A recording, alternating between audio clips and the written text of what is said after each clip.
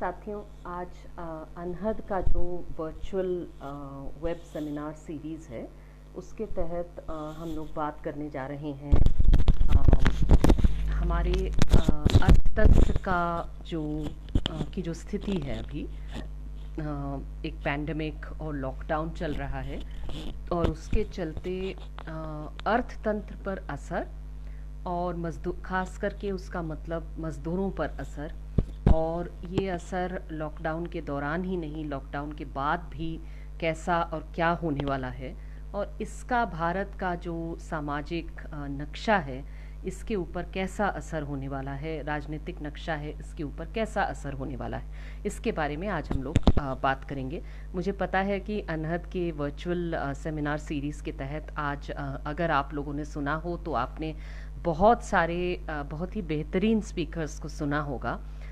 इस सवाल पर भी अंजलि भारद्वाज को सुना होगा, कुछ हद तक इसके बारे में भी बोलते हुए अर्थशास्त्री प्रोफेसर अरुण कुमार को सुना होगा, और इसलिए मैं उनकी बातों को मैं कोशिश करूंगी कि मैं ना दोहराऊं, लेकिन फिर भी एक तरह से मैं कोशिश करूंगी कि जो समय है मेरे पास उसमें मैं किन चीज़ों पर नज़र रखने की ज़रूरत है, किन चीज़ों को चर्चा में लाने की और सेंटर में लाने की ज़रूरत है, उसके बारे में मैं बात करने की कोशिश करूंगी। सबसे पहले कि जब भी आप कभी अखबार में पढ़ते हैं या टीवी पर सुनते हैं कि इकोनॉमी पर असर क्या है, इकोनॉमी पर क्या असर हो रहा है वगैरह, तो उस समय आप थोड़ा सा रुक के खुद को भी रोकिएगा, और सामने अगर कोई इसके बारे में चर्चा कर रहा है तो उन्हें भी टोकिएगा, क्योंकि सवाल कोई एब्स्ट्रैक्ट इकोनॉमी की नहीं है, ये कोई सिर्फ अर्थतंत्र पर क्या है जिस पर अर्थशास्त्री बात करेंगे, इसकी बात नहीं है। बात है कि भारत में पहले से ही इस कोविड-19 की वैश्विक महामारी से पहले ही आपके पास में बहुत ही भयानक बेरोजगारी की स्थितियां थीं, भारत में थी ही, और ये एक तरह से नोटबंदी से जुड़ी हुई थी, जीएसटी से जुड़ा हुआ था कि छोटे छोटे जो हमारे छोटे छोटे बिजनेसेस हैं उन पर जितना भयानक असर पड़ा था ये सबके सामने था। और ये एक तरह से कुछ वर्षों से ही, पिछले 3 वर्षों से ही भारत का जो अर्थतंत्र है, भारत के जो मजदूर है, वो इससे उभर कर आ ही नहीं पाए थे, नोटबंदी की मार से उभर कर नहीं आ पाए थे।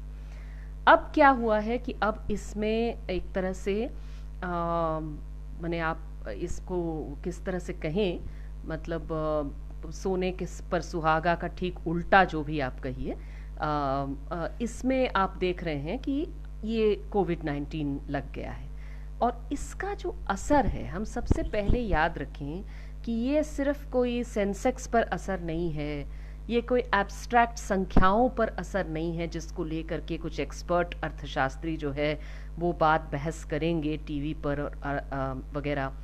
ये इंसानों पर असर है।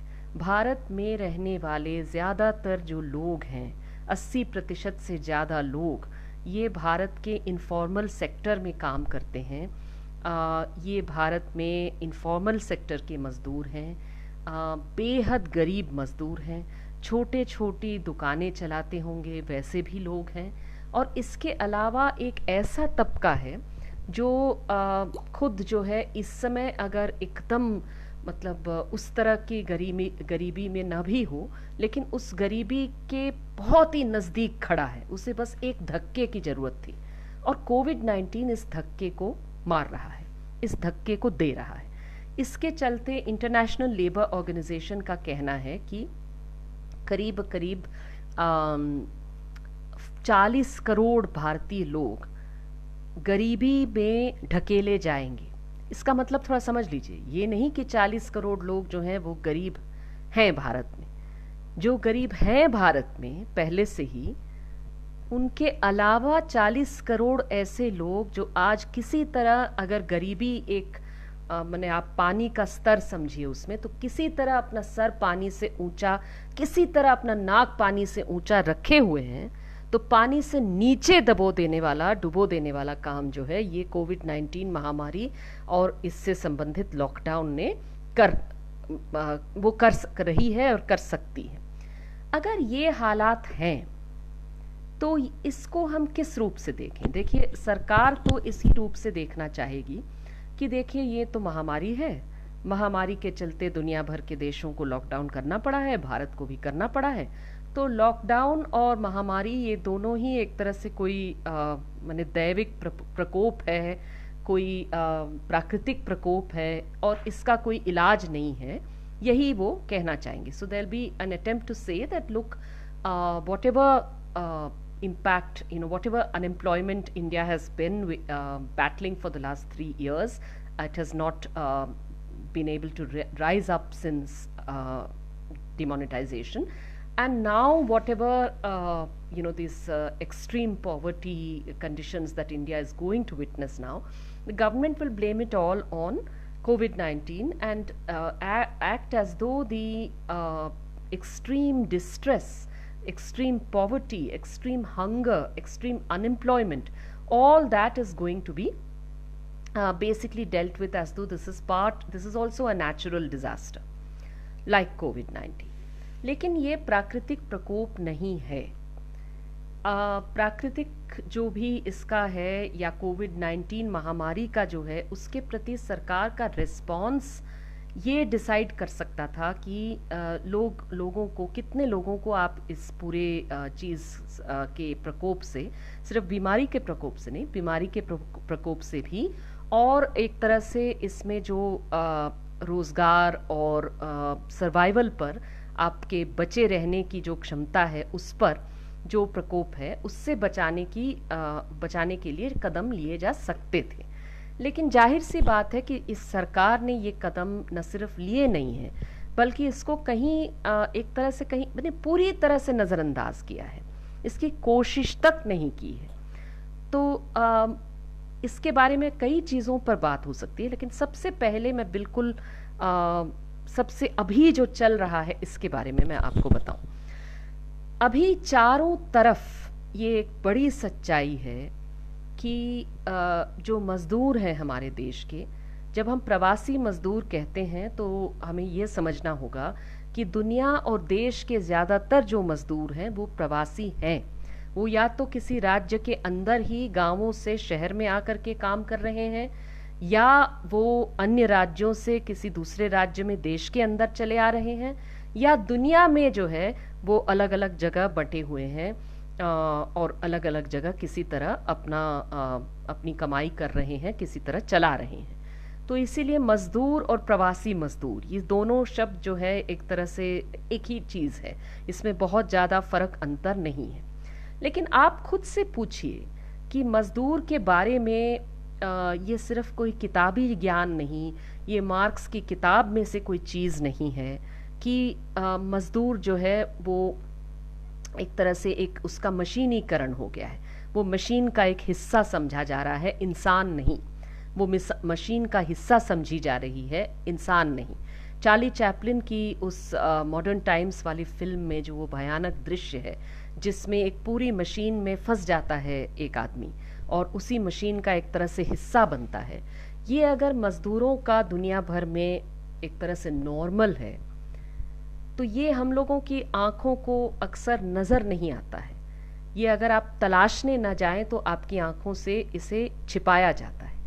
लेकिन इस प्रकोप ने, इस महामारी ने एक बहुत ही भयानक तरीके से इस चीज़ को सबके सामने ला दिया है, जहाँ पर ये जो इंसानी इच्छा होती है, मेरे ख्याल से शायद ही किसी को समझने में कष्ट है कि किसी भी इंसान को एक महामारी के दौरान क्या इच्छा होगी कि वो अपने जिन लोगों से वो प्यार करते हैं, जिन लोगों के लिए वो चिंतित हैं, जिन लोगों की वो सेवा करना चाहते हैं, उन्हीं के लिए वो नौकरी करते हैं, उन्हीं के लिए वो कमाते हैं, उनके पास जाकर के वो रह सकें, उनके लिए वो कमा सकें ऐसे तरीके से ताकि वो उनके बचाव में एक्चुअली संकट के समय में काम आ सके। ये जो बिल्कुल और बहुत ही मतलब इसको और भी सरल तरीके से कहे तो किसी संकट के दौर में घर जाने की इच्छा, घर पर रहने की इच्छा, ये बिल्कुल इंसानी इच्छा है। और इसको आप समझिए कि ये कितना इस इंसानी इच्छा को किस तरह का रंग दिया जा रहा है अभी, खास करके हमारे देश में एक बहुत ही भयानक रूप से इसे देखा जा रहा है, जहां मजदूरों से कहा जा रहा है कि आप नहीं जा सकते हैं। अगर कुछ लोग हैं खाते पीते घरों के लोग जो गुजरात से हरिद्वार गए हुए हैं, हरिद्वार में गंगा नदी को देखने के लिए और दर्शन करने के लिए, वो वहाँ फंस जाते हैं, तो उनके बारे में कहा जाता है कि हाँ ये तो फंसे हुए हैं, और उनके लिए लग्जरी बस किया जाता है वापस लाने के लिए। मैं ये बिल्कुल नहीं कह रही हूँ कि उनको नहीं लाना चाहिए, वो तो बिल्कुल इंसान है, उन्हें घर जाने की इच्छा है, हम इस बात को समझ रहे हैं, उनको घर जाने की इच्छा है और वो घर उनको पहुंचना चाहिए, बिल्कुल सही बात। उसी तरह से मैंने देखा कि झारखंड के धनबाद के जो एमपी हैं, उनके बारे में सूचना आई कि वो दिल्ली में फंस गए थे। कोई पूछ रहा है कि कितनी देर तक ये चलेगा, अभी तो बस 10 मिनट हुए हैं, मैं शायद आधा घंटा बोलूं, जसवंत सिंह जी पूछ रहे हैं। तो इस मामले में आप ये देखिए कि अगर इसमें वो एमपी हैं, वो दिल्ली में फंस गए थे, लेकिन वो घर जाना चाहते थे। उन्होंने कहा कि उनको बहुत भयानक अकेलापन महसूस हो रहा था, वो बहुत परेशान महसूस कर रहे थे, और उसके बाद वो गाड़ी से बाय रोड धनबाद घर लौटे।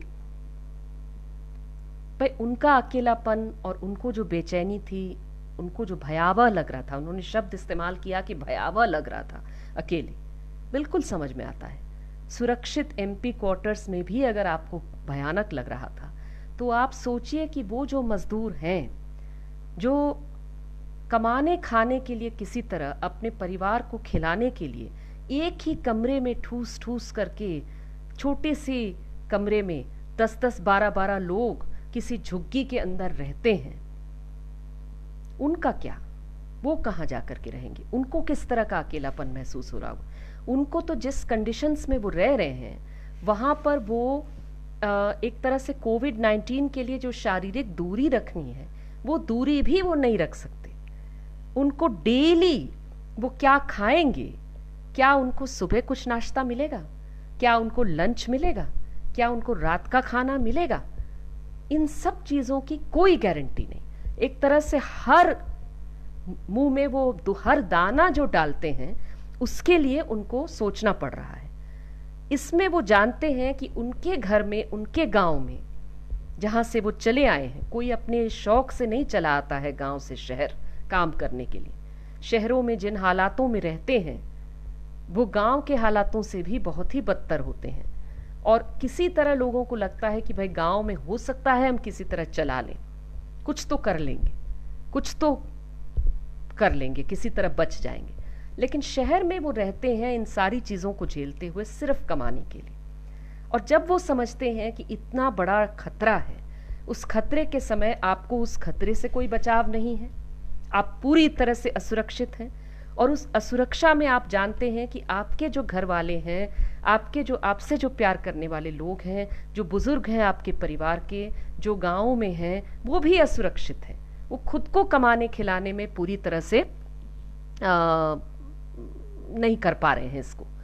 ऐसे हालातों में क्या उनका घर जाने की इच्छा करना, ये हर जीव की इच्छा होती है, इंसान की तो रहने दीजिए, हर जीव की इच्छा होती है कि वो घर जाएं, संकट की घड़ी में वो घर जाएं। और ये जो इंसान है, उनकी जो इच्छा है, उस इच्छा को किस तरह से रिस्पॉन्ड किया जा रहा है। एक तरफ तो इनका नाम तक नहीं ले रहे, जो मन की बात बार बार कहते हैं प्रधानमंत्री, वो इन मजदूरों के हालातों पर एक शब्द नहीं बोलते। वो मालिकों से कहते हैं कि आप लोग पैसा दीजिए, आप उनको पैसा देते रहिए। भाई आपने तो सलाह दे दी, लेकिन अभी अभी एक सर्वे जो स्ट्रैंडेड वर्कर्स एक्शन नेटवर्क है, SWAN नाम से, अगर आप गूगल सर्च करेंगे तो इसमें आपको हिंदी अंग्रेजी दोनों में खबरें खूब सारी मिल जाएंगी, जिसमें आप पाएंगे कि उन्होंने फ़ोन से बहुत बड़ी संख्या में मजदूरों से बातचीत की, सभी राज्यों में, अलग अलग राज्यों में, और उन्होंने पाया कि इसमें 90-96% मजदूरों को कोई सरकारी मदद नहीं मिली है, कोई राशन नहीं मिला है। वो सारे जो है वो दिन में किसी तरह एक बार थोड़ा सा कोई दाना मुंह में डाल करके, पेट में डाल करके किसी तरह चला रहे हैं। उनको नहीं पता है कि उनको अगला वो बच पाएंगे नहीं बच पाएंगे, क्या मिलेगा। इसमें आप सोचिए कि इतनी कमजोरी शरीर को होगी, तो महामारी के लिए तो आप तो बुलावा दे रहे हैं, आप रेड कारपेट बिछा रहे हैं कि आइए ना, महामारी को कह रहे हैं कि आइए और इन पर हमला करिए, इन पर वार करिए, क्योंकि इनकी क्या इम्यूनिटी बचेगी जब ये खा नहीं पा रहे हैं। एक बात तो ये। दूसरी बात तो ये कि इनमें से बहुत बड़ी संख्या जो है उनको कोई मतलब ज़्यादातर लोगों को कोई सैलरी नहीं मिली। इस सर्वे के अनुसार कोई भी सैलरी नहीं मिली, यानी कोई मजदूरी इस बीच में नहीं दी गई। बहुत इक्का दुक्का मालिक थे जिन्होंने मजदूरी देना जरूरी समझा इस समय अपने मजदूरों को जो फंसे हुए हैं। मैं ऐसे भी केसेस को जानती हूँ जिसमें मालिक मजदूरी देना चाहे, वो मजदूरों को देना चाहे, कुछ भेजे भी, लेकिन मजदूर जो है उस पैसे का करेंगे क्या जब वो बंबई में फंसे हुए हैं, बंबई के एक किसी हॉटस्पॉट एरिया में फंसे हुए हैं जहां बाहर निकल करके कुछ भी खरीदना दुकान में ये मना है। उनके दरवाजे तक अगर राशन खाना नहीं आएगा वो नहीं खा पाएंगे, ये हालात है। ठीक। और दूसरा ये कि इनके साथ में जो बर्ताव हो रहा है वो हर जगह एक तरह से ऐसा बर्ताव जो इनको देखता है एक संभवतः वायरस कैरी करने वाले किसी खतरनाक चीज की तरह। ये व्यवहार खैर सिर्फ मजदूरों के साथ तो हो नहीं रहा। कोविड-19 के जो भी मरीज हैं, उनके जितने परिवार हैं, कोविड-19 से हो सकता है पीड़ित हों, किसी दूसरी चीज से भी बीमार हों, लेकिन बीमार हैं, उनको टेस्टिंग की जरूरत है, ऐसे लोग, चाहे जो लोग क्वारंटाइन में हैं, उनके साथ इस समय छुआछूत का व्यवहार हो रहा है। डॉक्टरों नर्सों तक के साथ में छुआछूत का व्यवहार हो रहा है। और कैसी बातें हो रही हैं। अभी अभी मुनीरका में मुझे बताया, जहां मैं रहती थी पिछले साल तक, वहां पर हमारी एक साथी ने बताया, सुचेता ने बताया कि वहां पर उसी मुनीरका में किसी के बारे में पता चला कि हो सकता है वो कोविड-19 का संभवतः केस हो। क्या हुआ? ये नहीं कि उनके बारे में चिंता हो, उनको किस तरह का इलाज मिले, उन्हें एम्बुलेंस कैसे मिले, ये चिंता नहीं थी। एम्बुलेंस मांगने पर नहीं मिल रहा था, और बल्कि लंबे समय तक, पता नहीं लास्ट में क्या हुआ, लेकिन लंबे समय तक क्या हो रहा था वहां पर कि लोग कह रहे थे कि पुलिस बुलाओ, और पुलिस नहीं आ रही है तो खुद वहां की जो पब्लिक है वो हाथ में लाठी लेकर के घूम रही है कि अगर ये लोग नजर आएंगे तो इनको तो ऐसी की तैसी कर देनी। आप जो निकल रहे हैं बाहर लाठियों के साथ जो पहरा दे रहे हैं, उसमें भी तो आपके पास, आपके इस चीज को फैलाने का भी तो खतरा है। आप, हो सकता है आपके पास में लक्षण ना हो इसके, लेकिन तब भी आप इसके शिकार हो सकते हैं और इसके कैरियर हो सकते हैं। ये कई लोग नहीं समझते, और बस कोविड-19 कोरोना वायरस मतलब वो गाली की तरह इस्तेमाल होता है। उससे अस्पृश्यता, छुआछूत, इसको एक तरह से एक नया आयाम दिया जा रहा है हमारे समाज में, जहां पहले से ही अस्पृश्यता की, छुआछूत की पूरी ट्रेनिंग हमारी जाति व्यवस्था पहले से ही देती है। तो इसमें एक नया आयाम जुड़ गया। इसमें अगर आप मजदूरों की हालत देखें तो मजदूरों की हालत, जैसे ही वो निकलते हैं कुछ मांगने के लिए, तो वो बाहर निकलते हैं तो पुलिस की पिटाई होती है। वो कुछ भी कहने की कोशिश करते हैं, आवाज उठाते हैं तो पुलिस की पिटाई संभव है। वो पैदल पैदल घर जाते हैं अपने बच्चों के साथ में, और उनके बारे में बलबीर पुंज जैसे भाजपा और संघ परिवार के नेता लिखते हैं कि अरे ये तो छुट्टी मनाने के लिए, पिकनिक मनाने के लिए घर जाना चाहते हैं। इस तरह की भाषा इस्तेमाल होती है, जबकि ये तथाकथित पिकनिक पर पैदल पैदल हजारों किलोमीटर चलते हुए छोटे से 12 वर्ष की बच्ची की जान चली गई। अभी न जाने कितने प्रवासी मजदूरों की जानें चली गई। अभी क्यों घर जा रहे हैं ये पूछ रहे लोग। मैंने अभी बताया कि पहला तो अव्वल तो ये कि आप, अगर आपको खाना न मिल रहा हो, अगर आपको कमाई न मिल रहा हो, तो जाहिर सी बात है कि आपको जाना आपकी मजबूरी होगी। लेकिन इसके बियॉन्ड भी जो लोग कह रहे हैं कि भाई राशन तो मिल रहा है, हमारे सुप्रीम कोर्ट ने पूछा कि भाई अगर खाना मिल रहा है तो मजदूरी देना क्या जरूरी है? किस वर्ग के बारे में ये पूछा जाएगा? किन लोगों के बारे में ये पूछा जाएगा? क्या ये खुद जज साहबों के वर्ग के बारे में कभी ये कहा जाएगा कि आपको खाना हम खिला देते हैं और आपकी सैलरी अभी बंद कर किए देते हैं, उसे कोविड-19 महामारी से बचाने के लिए हम चला देते हैं। दूसरा ये कि खाना मिल नहीं रहा है, डेली खाना मिलेगा कि नहीं, ये कंप्लीट इसमें असुरक्षा है, कंप्लीट अनसर्टेनिटी है कि आज खाने को मिलेगा कि नहीं, कल खाने को मिलेगा कि नहीं। हम लोगों के पास में, भाकपा माले के एआईसीसीटीयू के साथियों के पास में, अब तमाम जन संगठनों के जो लोग हैं जो इस काम में लगे हैं, उन सबके पास में डेली इतने सारे कॉल्स आते हैं प्रवासी मजदूरों को जो कहते हैं कि आपने हफ्ता भर पहले राशन तो दिलवाया था, लेकिन अब तो राशन खत्म हो गया, अब नमक खत्म हो गया, अब तेल खत्म हो गया, सब्जी खत्म हो गई, कुछ भी खत्म हो गया, हमारे पास बस इतना सा धान बचा है, अब उसके बाद में हम क्या खाएंगे, वो भी खत्म हो गया, कुछ दिलवाइए, अब भी दिलवाइए, क्या करें। इस तरह के कॉल्स डेली आते हैं। सोचिए उनके बारे में। लेकिन अगर हम 1 मिनट के लिए मान भी लें कि खाना मिल रहा है, मान लीजिए कि खाना आपको बैठे बिठाले मिल रहा है, अब लाइन लगाइए। लाइन का देखा होगा आपने फोटोग्राफ्स में कि लाइन लगा रहे हैं लोग, अपना खाली थाली लेकर के लाइनें लगा रहे हैं। तो लाइन लगाने पर चलिए किसी तरह खाना अगर मिल भी जा रहा हो, उसके बाद में आपकी क्या हालत हो रही है। उसके बाद भी आप जानते हैं कि आप जहां रहते हैं, आप जहां लाइन लगा रहे हैं, आप कोविड-19 से सुरक्षित नहीं हैं। आप एक अनजान जगह पर हैं जो आपका अपना महसूस नहीं होता है। आपको वहां पर डर लग रहा है, आपको वहां लग रहा है कि आपकी मदद कैसे होगी और आपके प्यारे लोगों की, घर वालों की मदद कौन करेगा। ये सारी चीजें आपको लग रही हैं। उसके साथ में आपको जो मैंने कहा कि एक बहुत ही स्वाभाविक इच्छा, जो घर जाने की इच्छा है, अगर आपको खाना मिल भी रहा हो, अगर आपको मजदूरी मिल भी जाए, तब भी तो आपको इच्छा होगी कि आप अपने लोगों के पास में हो। आप अकेले अकेले इस भयानक भयावह असुरक्षा के समय में, अनसर्टेनिटी के समय में, अस्थिरता के समय में, संक्रमण के समय में आप अकेले न पड़ जाएं। आप अपने लोगों के साथ हो, चाहे जो हो जाए, लेकिन परिवार के साथ हो, उनका साथ दे सके। ये तो हर किसी को लगता है, ये बिल्कुल स्वाभाविक है लगना। अभी आजकल इस महीने में मैं देख रही हूँ कि मेरे खिड़की के बाहर पूरे दिल्ली भर में ये कई जगह देखने को मिलता है कि रोजी स्टारलिंग नाम के जो प्रवासी पक्षी है वो आती है, और इस समय उसके लौटने का समय है। वो केंद्रीय यूरोप से आती है और यहाँ भारत में भी रहती है कुछ समय, और ये लौटने का समय है उसका। इस समय ये लौटने की तैयारी कर रहे हैं। पीपल के पेड़ों पे बैठ करके पीपल के जो मिल रहा है खाने को उसे खा रहे हैं और अपना स्ट्रेंथ बना करके वो घर लौट रहे हैं। किसी पक्षी को भी घर लौटने की इच्छा होती है, इतनी स्ट्रांग कि वो कॉन्टिनेंट समुद्र पार करके वो वापस लौटती है। तो इंसानों को क्या ये इच्छा नहीं होगी? मैं इन पक्षियों को देखती हूं तो मुझे यही लगता है कि क्या हमारे नेताओं को इतनी सी समझ नहीं है कि घर जाने की इच्छा इनमें भी है। छात्रों के लिए आप व्यवस्था कर रहे हैं, आप जो है प्रवासी टूरिस्ट्स के लिए व्यवस्था कर रहे हैं, बाहरी देशों में जो लोग फंसे थे उनमें से कईयों के लिए आप व्यवस्था कर रहे हैं, लेकिन मजदूरों के लिए व्यवस्था नहीं कर रहे।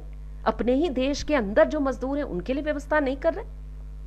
क्या कह रही है होम मिनिस्ट्री का एक सर्कुलर आता है, होम मिनिस्ट्री का, लेबर मिनिस्ट्री इस पर चुप है।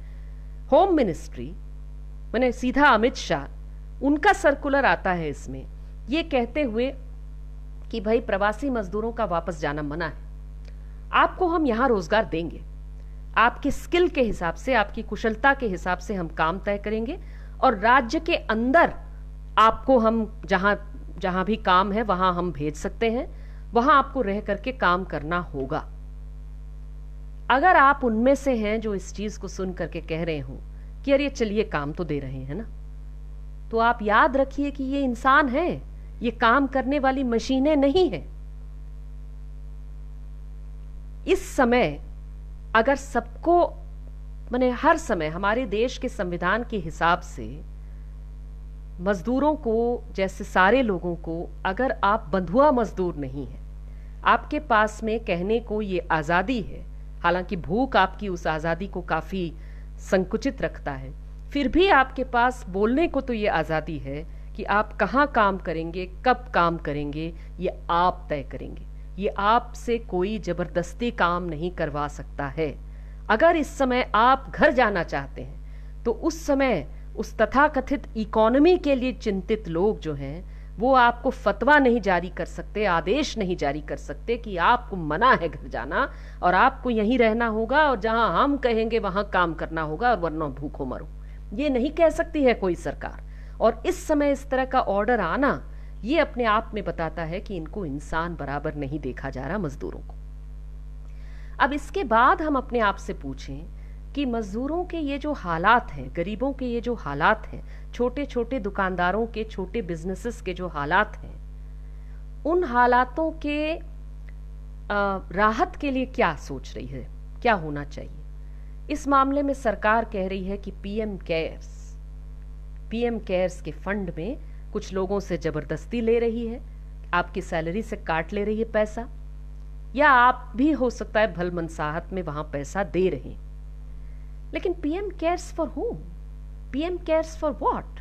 उस पैसे का इस्तेमाल, उस पैसे का हिसाब अभी तक क्यों नहीं आया? उसमें कितना पैसा इकट्ठा हुआ और उस पैसे से सारे लोगों के दरवाजे पर मुफ्त में राशन क्यों नहीं दी जा सकती? ये बात क्यों नहीं बता रहे हैं लोग? सीधी सी बात है, बताइए इसको। इसमें कुछ राज्य की सरकारें हैं जो बड़ा कोशिश तो कर रही हैं। मैं केरला की सरकार के बारे में कह सकती हूँ कि केरला की सरकार ने कम से कम इतना तो किया कि उनकी पुलिस जो प्रवासी मजदूर हैं उनको पीट नहीं रही, उनके साथ में उनकी अपनी भाषा में उनसे बात करने की कोशिश कर रही है, उनका जो है मोबाइल में टॉपअप करके दे रही है, उन तक जो है वो राशन खाना पहुंचाने की कोशिश कर रही है, और उनको जो है वो कैरम बोर्ड और ये सारी चीजें एक तरह से उनको घर का माहौल देने की कुछ हद तक कोशिश कर रही। इस मामले में लेकिन मैं ये भी जोड़ूं, इवन केरला में मुझे जो है, मैंने चिट्ठी लिखी है, चिट्ठी साइन किया है केरला के कई सारे एक्टिविस्ट के साथ में, ये बताते हुए कि केरल की सरकार को कि आपकी तमाम कोशिशों के बावजूद आपके राज्य में भी प्रवासी मजदूर जो हैं वो अभी भी उनको राशन मिलने में कठिनाइयां हो रही हैं, उनको अभी भी इच्छा है कि वो घर लौटें, कि वो घर जाएं, और इसीलिए इसको जो है क्यों नहीं इसका हल निकल सकता है, इस चीज़ को हम लोग उठा रहे हैं। कोई यहाँ पर पूछ रहा है, रोशन अवस्थी जी, कि देखिए इसका सोल्यूशन बताइए। सोल्यूशन है, सोल्यूशन तलाशने पर मिलता है, सोल्यूशन मजदूर उठा रहे हैं। वो कह रहे हैं कि मजदूरों के लिए, खासकर के प्रवासी मजदूरों के लिए एक एक्शन प्लान ले आई, जिसमें उन्होंने कहा 3 चीजें। एक तो उन्होंने कहा कि सुरक्षित घर वापसी का प्रावधान करिए। कोई पूछ रहा था मुझसे कि अरे आप तो लॉकडाउन तोड़ने की बात कर रही, कैसे हो सकता है वापसी? हमने कहा क्यों, अभी तो सारी ट्रेनें बंद है ना, अभी तो सारे फ्लाइट्स बंद है ना, तो सारी ट्रेनों, सारे फ्लाइट, सारे बसों को अगर आप लगाए और बिल्कुल उसमें शारीरिक दूरी बनाते हुए लगाएं, उसमें चढ़ने से पहले आप कोविड-19 की टेस्टिंग का प्रावधान करें और उसके बाद में उसमें बिठा करके उनको घर लौटाएं, घर पहुंचने के बाद में वो 14 दिन का क्वारंटाइन रखें घर के अंदर ही, तो इसमें क्या दिक्कत है? वो क्यों नहीं घर लौट सकते? वो क्यों वापस नहीं जा सकते अगर वो जाना चाहते हैं तो? ये चीज जो है, इसका जवाब सरकार क्यों नहीं दे रही है? सरकार क्यों नहीं बता रही है कि जब आपके पास में सारी चीजें खाली हैं, तो खाली ट्रेनों में, पूरे देश भर की ट्रेनें खाली हैं, उन सबको लगा करके अगर आप सिर्फ इस काम में लगाते, और इसमें लोग सब्र करेंगे, इतना सब्र किए हैं, थोड़ा और सब्र करेंगे अगर आपने कहा कि बैच बैच से जाना है तो। लेकिन जब वो उनका सब्र का बांध टूटता है क्योंकि आपने उनसे कुछ नहीं बताया, तो उस समय जब वो सड़क पर निकलते हैं तो टीवी के एंकर बताने लगते हैं कि इनसे घृणा करिए, क्योंकि वो मुस्लिम हैं, क्योंकि वो गरीब हैं, मस्जिद के पास में क्यों जुटे, और क्या क्या क्या। आप बताइए कैसी चीज है, किस नजर से लोगों को देखा जा रहा है कि इस समय, एक महामारी के समय, जहां एकता होनी चाहिए लोगों में, एक दूसरे का दर्द समझने की जरूरत है, वहां पर मजदूरों के दर्द को समझने के बजाय जो बांद्रा में जुटे, और सिर्फ बांद्रा में नहीं जुटे, वो दिल्ली में भी जुटे, उसके बाद सूरत में भी जुटे, भाजपा शासित गुजरात में भी उतनी ही संख्या में जुटे जितना बॉम्बे में जुटे, जितना दिल्ली में जुटे। सब में इच्छा वही है। केरला में भी शुरू में जुटे थे, बाद में केरला में किसी तरह उसको कम से कम संख्या में बाहर निकलने से लोगों ने रोका है, लेकिन तब भी वहां पर प्रवासी मजदूरों की इच्छा है घर लौटने की। उस घर लौटने की इच्छा को वो व्यक्त करते हैं क्योंकि उनके बीच में कोई फैलाता है कि शायद ट्रेनें चलेंगी, कोई कहता है कि योगी जी ने दिल्ली से बस ऑर्डर कर दिया, तो लोग चले आते हैं, और उनको आप गाली दे रहे हैं, उनको आप धार्मिक नजरिए से देख रहे हैं। मजदूर को जो है कह रहे हैं कि ये तो मुसलमान है इसलिए इससे घृणा करो। उसी की मजदूरी से बंबई शहर बना, उसी की मजदूरी से हमारे देश भर के शहर बने, और अब आप कह रहे हैं कि आप यहां कैद हैं, आपको हम इंसान नहीं मानेंगे, आपको हम गाली देंगे अपनी टेलीविजन एंकर की पलपिट से बैठ करके, वहां पर सिंहासन पर बैठ करके। ये तमाम अर्नब लोग और ची न्यूज लोग, ये तमाम लोग वहां उस सिंहासन से बैठ करके गाली देंगे। ये देखा जा रहा है। इस समय उन्होंने मांगा कि हमको सुरक्षित घर लौटाइए। इसके अलावा उन्होंने कहा कि सबके घर पर मुफ्त राशन का प्रावधान कीजिए, जिस राशन का मतलब हो, इसमें सिर्फ चावल ना हो, चावल भी हो, दाल भी हो, तेल भी हो, नमक नून भी हो, सब्जियां भी हो, दूध भी हो, बच्चों के लिए जो भी दूध होता है वो भी हो, और इसमें महिलाओं के लिए सैनिटरी पैड्स भी हों। तमाम जो जरूरत के सामान हैं उसे घर तक पहुंचाइए। ये मांग रहे हैं वो। क्या मांग रहे हैं? आसमान मांग रहे हैं? ये तो बिल्कुल जरूरत की बात मांग रहे हैं, ताकि इस लॉकडाउन को सही में मान सके, ताकि शारीरिक दूरी कुछ हद तक वो बनाए रख सके, कोविड-19 को फैलने से रोकने में वो अपना सहयोग कर सके। और उसके अलावा तीसरी चीज वो कह रहे हैं कि लॉकडाउन के लिए एक लॉकडाउन अलाउंस दीजिए। लॉकडाउन अलाउंस का मतलब है कि कम से कम 10,000 रुपया हर 3 महीने में, जब तक लॉकडाउन चलता है, उसके लिए आप तुरंत लोगों तक पहुंचाइए। इसे तुरंत जो है वो हर इंसान के पास में इसे पहुंचना चाहिए। इसके लिए, इन राशन के लिए हो चाहे अलाउंस के लिए हो, आप राशन कार्ड मत देखिए, आप राशन कार्ड मत देखिए, आप किसी आधार कार्ड को मत देखिए। भाई, इंसान आपके सामने खड़ा है, इंसान जरूरतमंद इंसान खड़ा है आपके सामने, तो कागजात के आधार पर उससे मत पूछिए, उसकी ज़रूरत को समझिए, पहचानिए, और इसमें जितने सामाजिक नेटवर्क्स हैं उनकी मदद लीजिए, ट्रेड यूनियंस की मदद लीजिए कि वो सभी ज़रूरतमंदों तक इन चीज़ों को पहुंचा सके। ठीक। और इसके बाद ये है कि इसके बाद क्या, इस समय मैं एक और बात को भी जोड़ना चाह रही थी इसमें, कि इस समय जो मजदूर हैं जो शारीरिक दूरी नहीं मेंटेन कर पा रहे, जो एसेंशियल सर्विसेज को चला रहे, उनका भी जिक्र हम कर दें। जो स्वास्थ्य कर्मी हैं, जो सफाई कर्मी हैं, जो डिलीवरी का काम करते हैं, ये तमाम लोग, इनके लिए क्या सुरक्षा है? इनके लिए पहली जो गार्ड लोग हैं, अच्छी अच्छी कॉलोनियों के गार्ड लोग बैठे हुए हैं, खाते पीते घरों से गार्डों को कहा जाता है कि आप खरीद करके हमारे लिए सामान लाइए।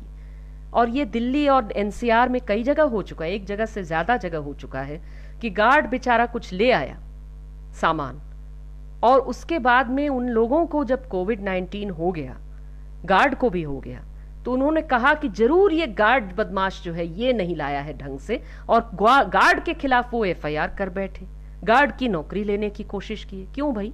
गार्ड को आपसे भी तो मिल सकता था। क्या आपसे गार्ड को नहीं मिल सकता था कोविड-19? आप क्यों समझ रहे हैं कि जो है गार्ड आकर के आपको संक्रमित कर रहा है? उल्टा भी तो हो सकता है। और इस तरह से आप मजदूरों के साथ में दुर्व्यवहार लोग कर रहे हैं। और इसके साथ साथ में ये तमाम जो मजदूर हैं, आप देखिए अमेज़ॉन के एड्स को, आप बिग बाज़ार के एड्स को देखिए, ये तमाम जो ऑनलाइन कंपनीज हैं उनके एड्स को देखिए, तो वो मजदूरों को खड़ा करके एडवर्टाइजमेंट चला रहे हैं कि अरे ये तो हीरोज हैं। भाई, हीरो मत कहिए। हम महिलाएं इस चीज़ को जानते हैं कि आप हमको भगवान कहते हैं और देवी कहते हैं और हीरो और शीरो कहते हैं, लेकिन उसके बाद में इंसान का दर्जा नहीं देते। तो हीरो का दर्जा नहीं चाहिए हमको, जो है सिंपली हमको चाहिए कि हमको इंसान का दर्जा मिले।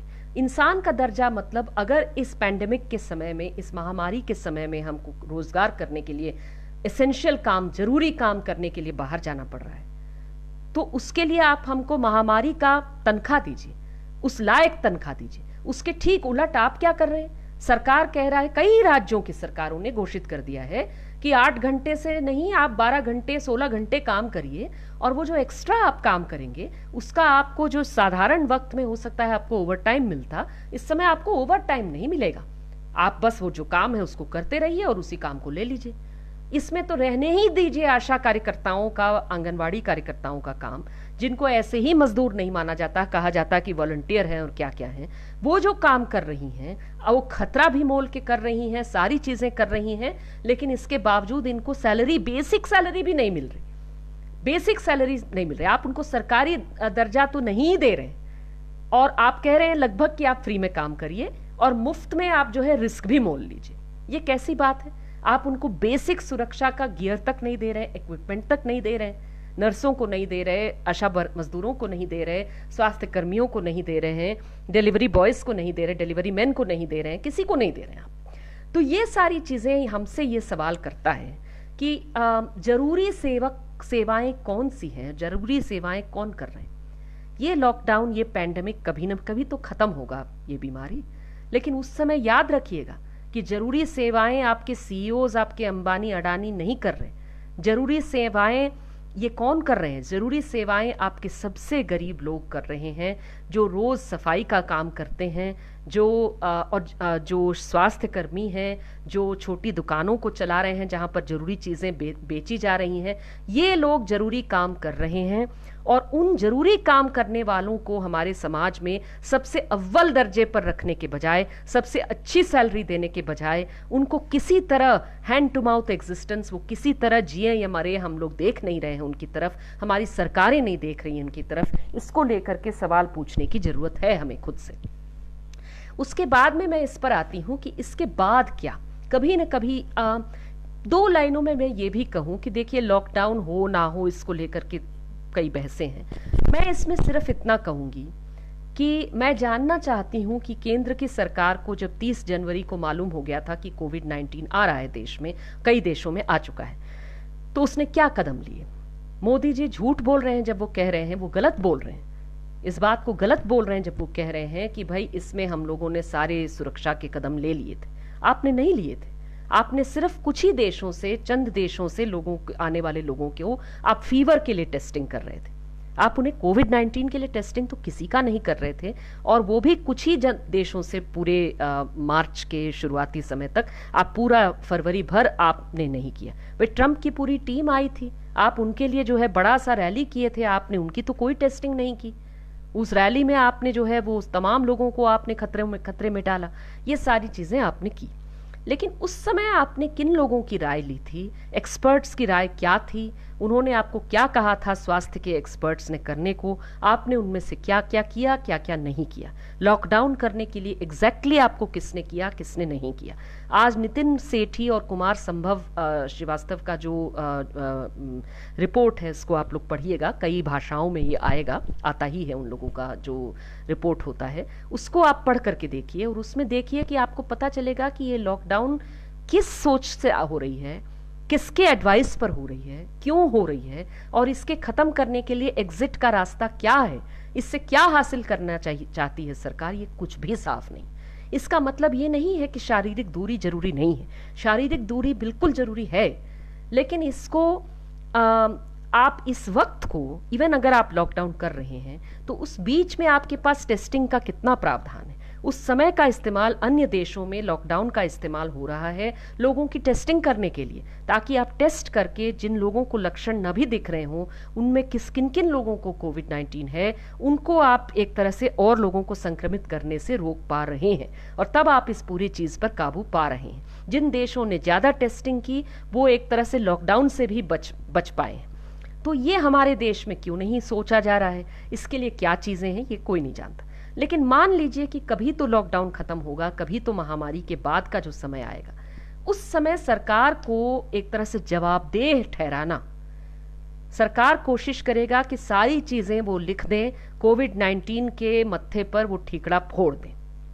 उनको कहना होगा कि ना, आप ऐसे नहीं बच सकते हैं। आपसे सवाल पूछे जाएंगे कि आप हमारे देश के गरीब लोगों के लिए, हमारे देश के मजदूरों के लिए क्या कर रहे हैं?